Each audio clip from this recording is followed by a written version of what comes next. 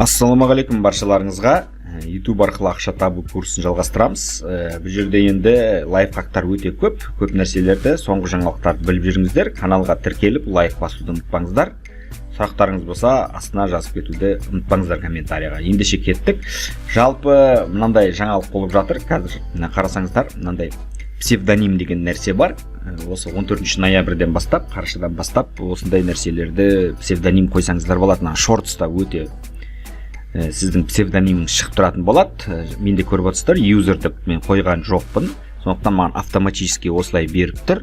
Енді осыны өзгерту керек. Негізі юзер деген нәрсе естеріңізде болса, TikTokта да басқа да нәрседе осындай сіз новыйдан канал создавать еткен кезде осындай юзерлер беріледі аттар. Негізі ондай нәрсені қоймаған дұрыс, өте кері әсерін тигізеді монетизацияға, то есть алгоритм YouTube'тың кез келген әлеуметтік желінің алгоритмдері бұндай нәрселерге қарсы. Негізі өзгерткен өзіңіздің атыңыздың немесе брендіңіздің қойған дұрыс. Каналыңыз не туралы, не мақсатта. Давайте. Мен енді осыған кірейін, творческий студияға кірем. Сол жерде настройка дегенге барып көрейік. Настройка. Қай жерде бізде? Настройка канала, брендинг, так, основы сведения. Так, көрдіңіздер, осы жерде псевдоним деген тұр. Енді мына жерде подробно басайық. Мына жерде оқысаңыздар, жазылып тұр.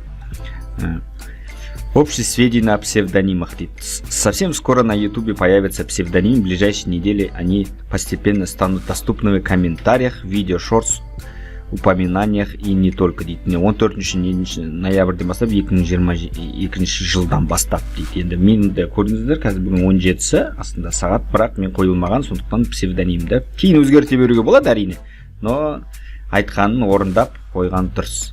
Так, давайте біз енді псевдонимді юзер демейміз, біз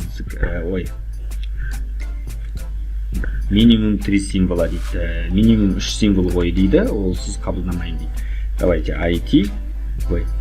IT. Так. Енді біздікі IT канал болғаннан кейін IT бөлек пробел қойып маман деп қояйық. IT маман. Так. Так, придумайте уникальное имя пользователя из букв и цифр дейді. Так, интересно, маған цифр қой деп тұр. Неге? Или басқа бір нәрсе жасауға болады екен? Осылай қойсақ не болады? Так, бұлай болады екен. Дефис қойдым, IT маман. Меніңше жақсы сияқты.